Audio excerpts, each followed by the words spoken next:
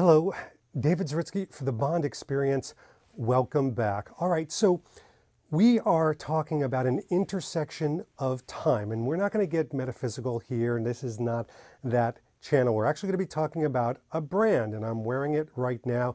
It is Vuarnet. You can see right here, emblazoned on this jacket, which we're going to get into in a second. But Vuarnet, you probably know them from seeing them in Spectre, maybe seen them in a lot of other movies. They really made their splash. Hold on a second. Probably better to show you than just to talk about it. They made a splash in the 1950s because they helped the transition. You see, ski goggles, when you're on a glacier or skiing or snowshoeing and those types of sports in alpine environments, they had goggles like this. In fact, this is a vintage goggle from the 1950s, early 60s. And they were huge and they were a little bit unwieldy. Nice, but maybe not great. What Vuarnet did was they came up with a lens. And it was a lens that would really help with a certain amount of snow blindness, but still keeping up really good ocular acuity, the ability to see little details even in a snow or a blinding or bright situation. And that wasn't enough. The lens wasn't enough. They had to also create frames that were stylish, but also practical. And that's when they came up with these types of babies, which you've seen in Spectre with Daniel Craig wearing them. But that's way in the past. Let's jump a little bit to the 1960s. Told you I'm going to have visual aids. It's like a book report, just at the Bond Experience. And speaking of book reports, you remember we just had a book report or a club on Her Majesty's Secret Service. And this book, so pulpy, actually has George Lazenby on the cover, which is kind of amazing. But the reason I have that here is because there's a connection with Vuarnet and this book, and it's because they harken back even today in a lot of their vintage nostalgic styles. Prove it, you ask? Okay, gosh, no pressure. Well, I'm wearing something right now. We talked about going into the past first with Vuarnet. And here I am, I'm wearing actually their Baring fleece jacket. It is a jacket, I'll get up nice and close.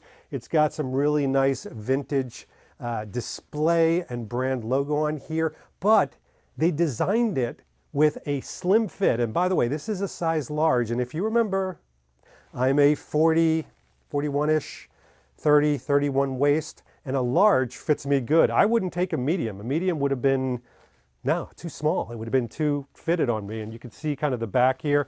Fits really well. It's got the nice armholes. And this is made for activity. I don't know if I'd go swishing down the slopes in them, but going out spring, early summer, fall, this is the jacket for me. It's made out of a man-made blend, but it's thin enough and yet retains heat. But why am I talking about this? Because it does harken back to when you see George Lazenby in this anorak. It's got that anorak type of feel. And as I play with the microphone and drive you crazy, it does have a hood that actually slouches down around the neck and makes it look like an anorak and come up to the chin to protect yourself.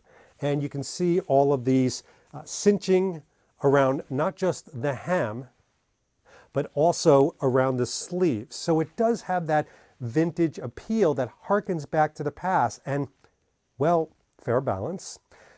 Vuarnet and I curated the pieces you're going to see today to kind of give this feeling of Bond, both past, present, and future. Whoa, future. Dave, crystal ball? Do you have some insider information? None.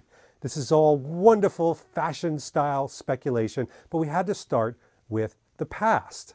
Okay, there was a promise about something in the present. Well, the present is I'm standing in front of the present. No time to die. Depending on when you see this, we're just moments away from seeing the film. But of course, Vuarnet has their fingerprints on this film.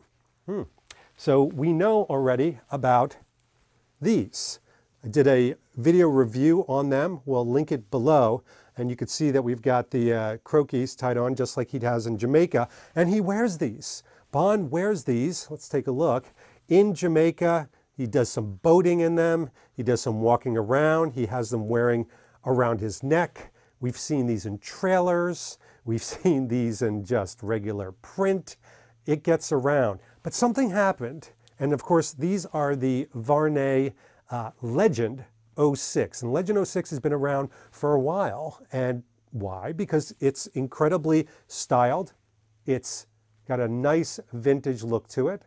And what I love about this is brown frame, brown lens, which is called a brown lynx, in a size medium. Look at their hearkening back to their vintage style in the boxes that they have. Yes, folks, this is an unboxing. So here we've got exactly the experience when you purchase these.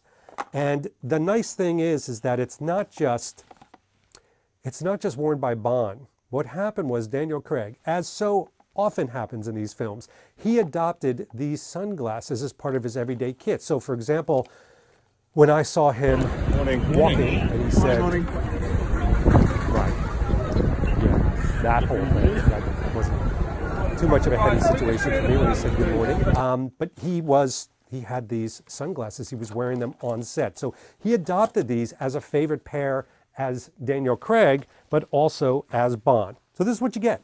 You get a nice bag, it's thick, all right? This is not just a thin little cloth bag to wipe the sunglasses. And you can see, and again, it's got this like wonderful 1950s, 1960s look to it. And then, all right, don't rush, don't push, there's plenty for all. I'm gonna make sure things don't, see, we're not cutting. This is like as if you were standing here in my collection and I'm showing you. So here they are, still has the sticker on it. And there we go. Now, I do like these. I've worn these. I actually have a prescription set of lenses in mine, the ones that you saw on the OBT shirt. But one of the cool things is that it's got the Vuarnet symbols on them. It's very subtle, but they are there. Very cool. And the lenses are just fantastic. I talk about acuity, but it's all there. So check this out. This is their new cloth. Now this is new, but it does have a representation from some of their oldest marketing images. I absolutely love that. And of course, that's Jean Vuarnet from 1960, made world famous by obviously the sunglasses. By the way, they look pretty good with this jacket. I don't know, what do you think? I like it. But he is wearing these in the film. Again, very well made, high impact. How do I know this? I dropped them several times in Jamaica. They went in the water. They were on land. They were on air. Is there anything such thing as being on air? No, of course not, David. But these are incredibly hardy. And the cool thing is it's not really a break your bank. I think they're on the website right now for $216. So not too bad. But there was that promise, that mystery promise of future. And here's what we wanted to do. So I spoke to Vuarnet and I said, you know, we'd love to speculate. And we have dreams and wishes as Bond fans and members of the sartorial Bond community.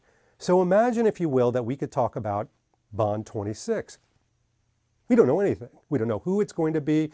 Is it Henry Cavill? I know I seem like I'm pitching for him, but who is it going to be? We don't know. Probably an unknown that we don't even know the name right now, and that's totally fine.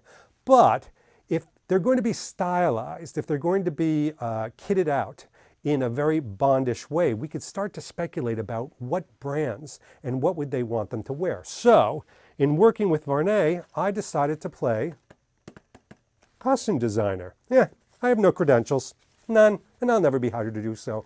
But if I was, I would choose Vuarnet again because, again, classic brand. Absolutely beautiful, stylized, very Bond, high action and impact. It's got that. So I chose these. Now hold on a second. So I'm going to cheat a little and read because this is the Swing 1611 Sleek Titanium Elegance. So it's called Swing 1611. High precision, ultra lightweight, and elegant design define this collection. Perfectly balanced. It bears all the hallmarks of titanium from which it is made. And this has a gray lens. The frame is gold. The size is medium. So let's take a look and see what these Swing 1611s look like. First of all, we'll put down the very vintagey looking box. You got that nice really protective case, but it also gives. You got some red strings to hold it tight, but lo and behold, inside, oh, to me, these are very Bond. First of all, before I even try them on, box is falling, take a look at how thin the arms are. And I don't think they call them arms, I think they call them legs now. But look at that, look at the back area, it's shining in the light because it almost looks like liquid. It looks like mercury. And this is so shiny, but there are the gray lenses. And you can see it's got a very classic, almost a teardrop type of look. Very similar to what you would see, for example, with Ray-Ban, but it's got this greenish gray lens to it. The titanium, when they talk about sleek and light design, the titanium makes it incredibly light. So when I put them on, here we go. So you can see that what Vuarnet is going to do with these sunglasses, and sorry about all the reflective light, I'll try to angle them a little bit better, is they make them a little bit larger than the typical Aviator type sunglasses that you're used to. First of all, super light, not weighing on the nose at all. But one of the things that you will notice is that they're slightly larger. That is for the sun protection. That's really to make sure that light is not filtering in all different places. So it's a size medium. You probably could get these a little bit smaller and you could probably get them a little bit larger. But for me, I think the mediums might be good, maybe just a tad bigger than I'm used to. But I do like this kind of, typical classic Aviator look.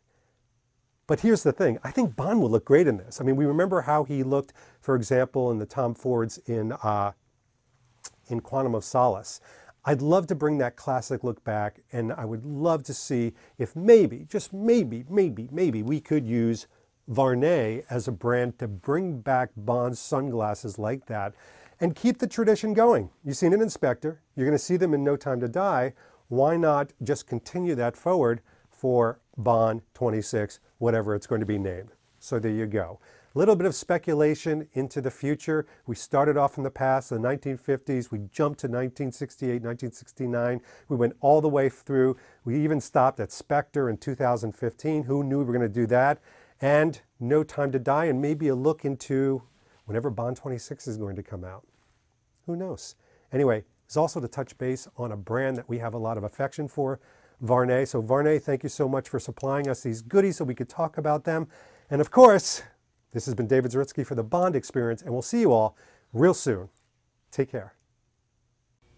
Thanks for watching this episode. If you want to be up on the latest from the Bond Experience, just click on this subscribe and subscribe to our channel. You're going to get all the latest and greatest information, plus some exclusive content. And by the way, speaking of content, here's something especially for you, just because we know you.